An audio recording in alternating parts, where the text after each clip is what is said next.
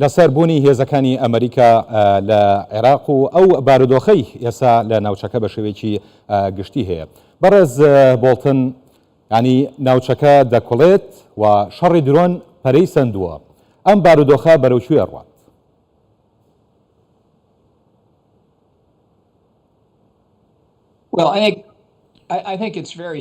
پێم وابێ بابەتەکە زۆر ڕژد و جددیە. دەبینیم کە ململانەیەک هەیە لە ناوچەکە بەگشتی و هەمویان پێکەوە ڕوەدەن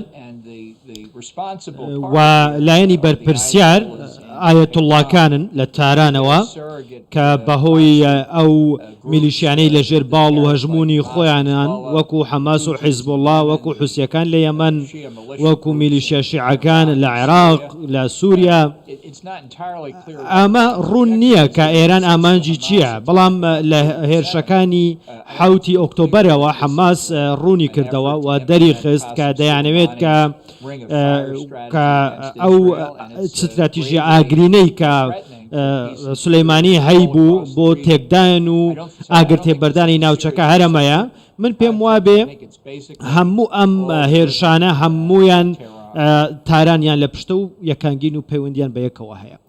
باشە، ینی لە سەرەتای جەنگی غەزە باس لەوەکرا کە گۆڕانکاری لە ڕۆژهەڵاتی ناوەڕاستدا ڕوئەدات. ئەمە ژانی ئەو گۆڕانکاریانەیە یان نەخێر خودی گۆڕانکاریەکەی دەستی پێکردو؟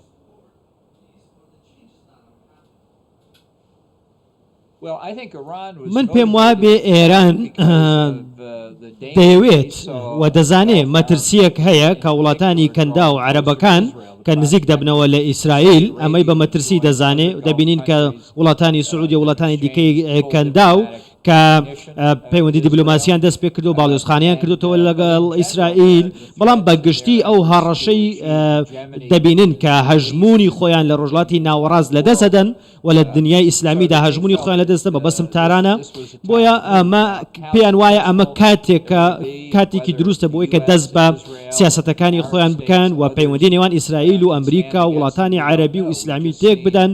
ئەوەی کە ئێمە ئەیبینین کە هێرشێک کرا لە کرمان، هێرش و تەقینەوەیەک ئەنجام درا لە 4مین ساڵیادی کوژرانی قاسم سولەیمانی و ئایسیس داعش خۆی بەرپرسیارەتی ئەمڕۆ ڕاگەیان نازانین ڕاستەیان نا، بەڵام زۆر ناسەقامگیری هەیە لە ناوچەکەدا کە ئێرانی لە پشتەوەیە و ئێران دەیەوێت ناوچەکە ناسەقامگیر بێ وەکوتمان بۆی کە ئەو هەوڵانە لەبار بە بۆ ئاساییکردنەوە پەیوەندەکان لەگەڵ ئیسرائیل. باشە، ئەمریکا و هاوپەیمانەکانی ینی بەشێکن لە جەنگەکە هەم پەلامارەدەن و هەم پەلاماریانە درێت. لە ژوورە تاریکەکانی کۆشتی سپی لەم بارەیەوە چییە گوزارێت؟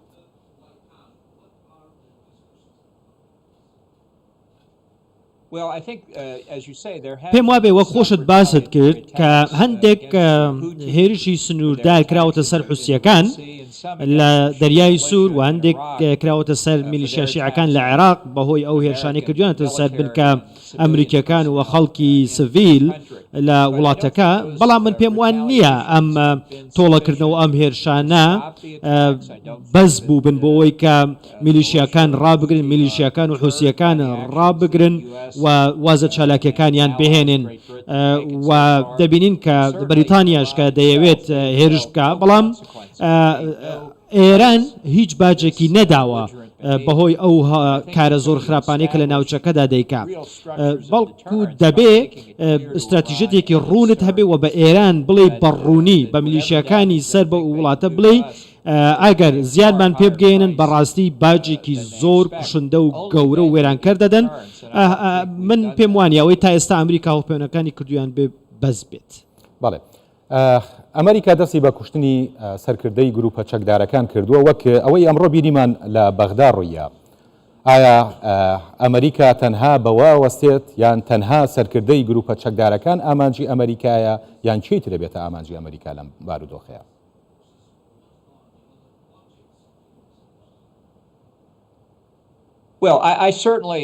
من بە دڵنیاییەوە هاوڕام بەرامبەر ئەو هەنگاوانەیە کە لە دژی میلیشیاکان لە عێراق و لە حوسیەکان لە ئێمن نراون، بەڵام من پێم وایە کەیسەکە ئەوەیە کە تاران پێی وایە حەماس و حوسیەکان و هەموو میلیشیەکانی دیکە دەتوانن هەژمونی خۆیان فراوانتر بکەن لە ناوچەکە. ئێران وەسپای پاسداران و قودس هێزەکانی قودس تا ئێستا باجیان نەداوە. من بەبەستەکەی منەوەیە ئێران باجی نەداوە، سوپای پازاران باجی نەداوە، دەبێ ئێران باجەکەی بدا. ئاگینا ئەم کێشەیە لە ناوچەکە هەر بەردەوام دەبێ. بۆیە من پێم وایە ئەوەی کە ئێستا لە کۆشکی سپی هەیە مەبەستم لە بایدن، بەڕاستی من گومانم هەیە لە سەرکردایەتی بەڕێز بایدن بۆی کە بتوانێ ئەو سیاسەتەی کە هەیە بۆ ڕاگررتنی ئێران وەکو ئەکتەری تێکدەر و سەرەکی لە ناوچەکە ڕای بگرێ. بۆیە من پێم وایە نییە هیچ کردارێ بکە وەک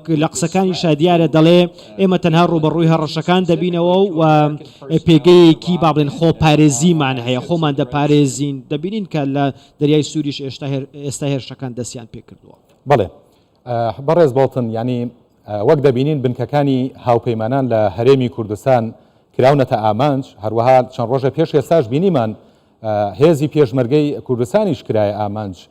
ئەمریکا ستراتیژێکی ڕوونی هەیە بۆ پاراستنی هاوپەیمانەکانی لە ناوچەکەدا؟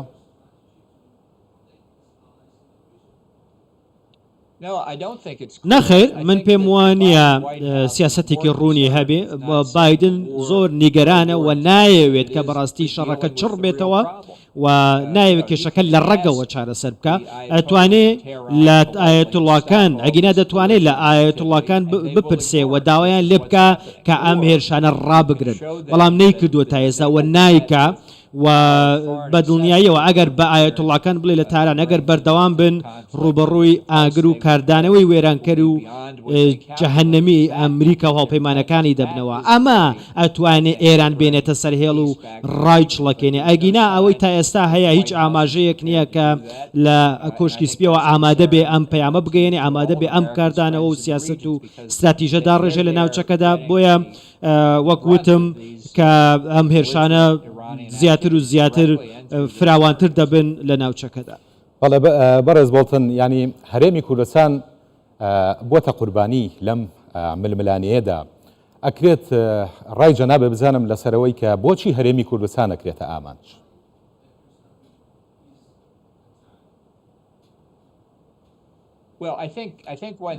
پێم وایە بێ ئەمریکا کاتێک کە کاردانەوەی دەبێ بەرامبەر میلیشیاکان کە بەرپرسیارن لەو هێرشانەی کە یەکرێتە سەر یەکە سەربازیەکانی ئەمریکا لە با بڵێن لەو کەمپانەی کە لە ناوچەکانی دیکە هەن لە عێراق و لە هەرێمی کوردستان. بۆیە ئەو وەڵامەی ئەمریکا بەرامبەر بە هێرشەکانی پێشمەرگە نەبووە، بەڵکو بە شێوەیەکی گشتی وەڵامی داوەتەوە، بەڵکو دەکرێ وەڵامێکی دروستریشی هەبێ. باشە، ئێستا ینی گروپە چەکدارەکان و حکوومەتی عێراقیش تەنانەت داوای دەرچوونی هێزەکانی ئەمریکا لە خاچی عێراقەکەن. پێت وایە ئەمە ڕوو بدات؟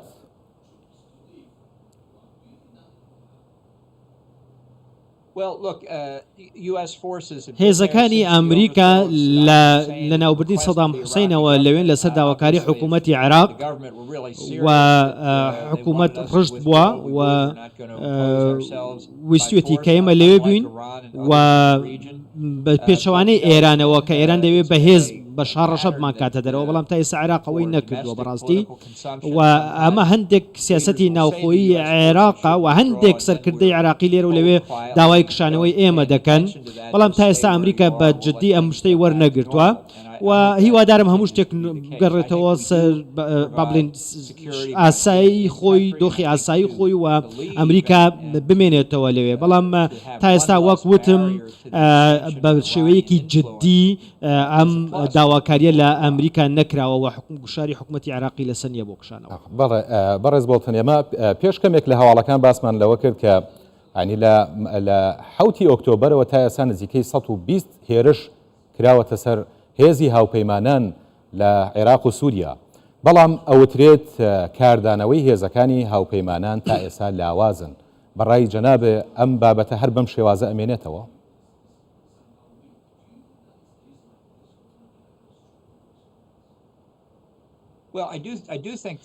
من پێم وایە وەڵامەکان لە هاوپەیمانانەوە لاواز بوون کە ئەمە ئاماژەیەکە نێرەیە بۆ ئایەتوڵاکان لە تاران بۆی کە بەردەوام بن لە هێرشەکانیان و میلیشەکانە مێشانە ئەنجام بدەن و ئێرانیش وەکو بەبێ هیچ دەرەنجام و کاردانەوەیەک لێ دەرەچێ و بۆیە وەکوتم زۆر گرنگە کە بەڕاستی ئەم ترسە ئەم پەیامە توندە بگەێنە ئێران بۆی کە بەکردار وەڵام ببنەوە و ئەو سیاسەتەی ئەو وەڵامدانەوە سوودارەیە کە هەمانە تا ئێستا نەیتوانیوە ڕایان بگرێ و ئەگەر بەو شوێ بەردەوام بێ بە دڵنیاییەوە ژمارەی قوربانیەکان ژمارەی با بڵێن لەوانەیە ژمارەیەکی زۆر سەربازی ئەمریکی بکوژێن خەڵکی سڤیل بکوژێ ئەو کاتە تراژدیە یەک دروست دەبێ ئەو کاتە بایدن ناچار دەبێت لە ڕووگەی سەربازیەوە وەڵامێکی تون بداتەوە بۆیە باشترین ڕێگا پێشەوەی بگەیتە ئەوە بۆی کە ئاشتی و سەقامگیری ناوچەکە بپارێزی پێشەوەی کە زەرت پێ بگەین پێشەوەی کە زیانت پێ بگەین پێشەوەی کە ناچاربی وەڵام بدەیتەوە. بەڵێ ینی ئەمریکا و هاوپەیمانانیش چەند جارێک داوایان لە حکوومەتی عێراقی کردووە کە کۆنتترۆڵی گروپە چەکدارەکان بکات. عێراق یان حکوومەتی عێراقی چی پێیەکرێت؟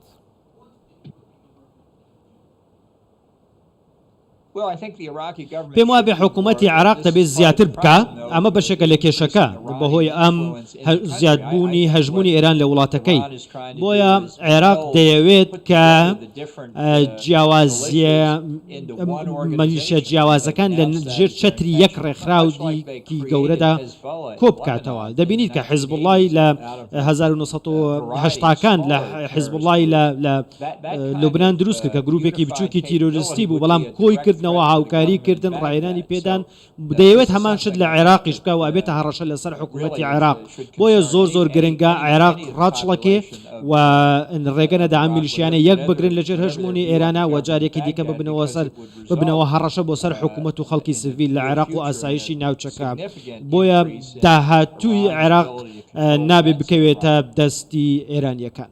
باشە ئەمە دوپرسیارمە بۆ بەڕێزێ ئەگەر ئەم گروپانە کۆنتترۆڵ نەکرێن دۆخی سیاسی عێراق بەرەو چوار ڕات.